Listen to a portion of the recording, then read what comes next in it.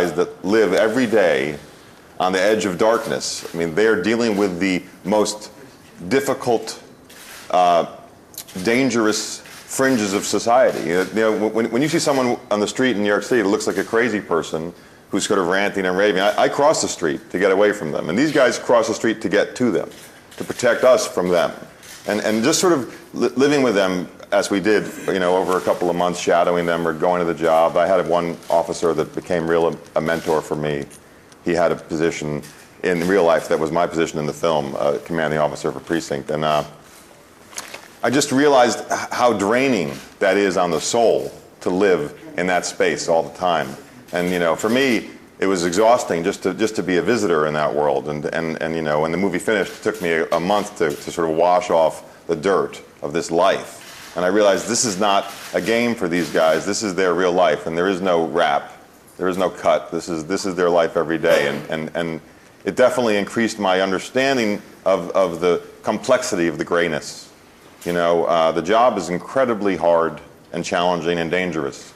And yet, they're also, because we live in as free a democracy as, you know, as there is, I hope, there are tremendous constraints on what they're allowed to do, because we have great individual freedom. And those things conflict.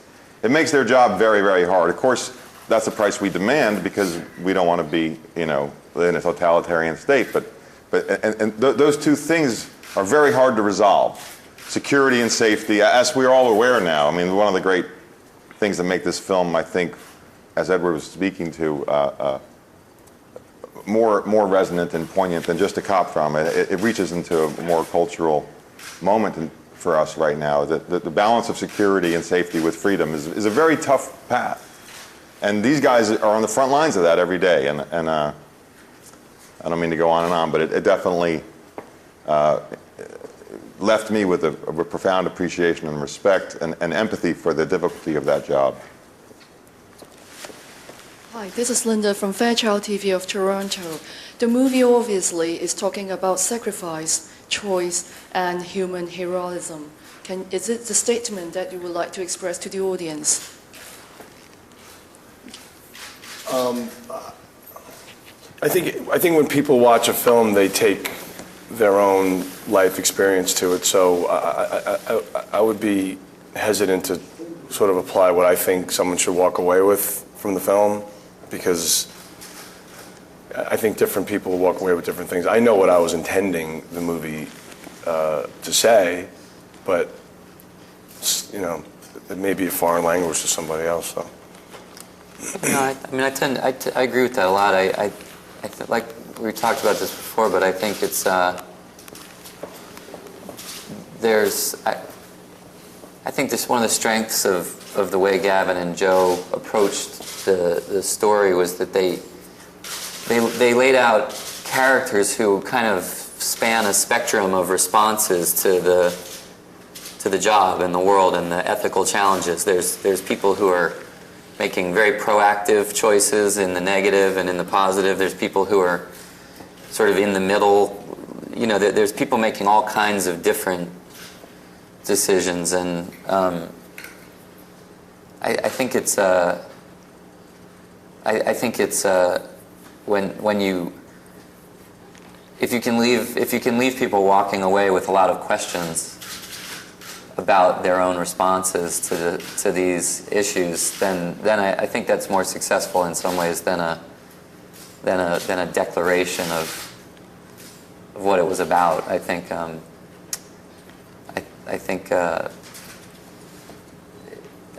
everyone I don't know that we have any idea what it's about, really. I mean, I think people really have to derive what they want to out of it. Hey, question? Yeah, there you go. My name's Liam Cullen from EmpireMovies.com. I just wanted to talk a bit about the movie. Was delayed for a while. I just wanted to know about your feelings to return to the movie, and like, is there a sense of relief to finally kind of get it out there? Very much so. Joe and I wrote the script in 1999, so it was a long, and that was the easy part, because from there, just trying to get the film made was very difficult, and then Edward got aboard, and then Colin, and it took 7 years, and then Noah. That sealed it. That sealed it. That's where we got all the financing. Yeah. So it was a long journey. So and then to work so hard on something, and the beauty of the experience for me, artistically, was just this community of artists that I work with that we all got in this thing and told a story together. And for me, that's where I try to find the joy, because, and this was a great example of that, going through this experience, because that's all you can control is the creation, the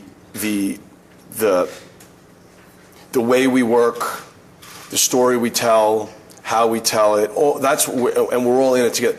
After that, when it's finished, and movies end when a movie has to end. We were fortunate; we cut for a long time. But usually, I mean, if you're making a film that has a release date, a movie is what it is. When the studio tells you have to stop cutting, you have to stop doing this, then that's what it is. That's because that's where you are when you had to stop. If you didn't have to stop, I mean, we can just keep going and going here. It's just that's what happens. But after that, now it becomes the business part of it, and you have no control over that. And it was a great lesson in patience, and also, like we always kept saying, this movie, the movie gods are looking over our film. So whatever the movie gods decide is going to happen.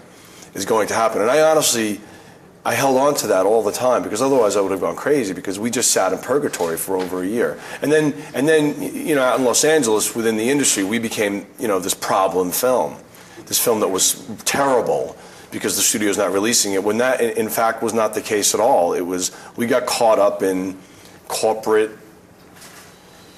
implosion.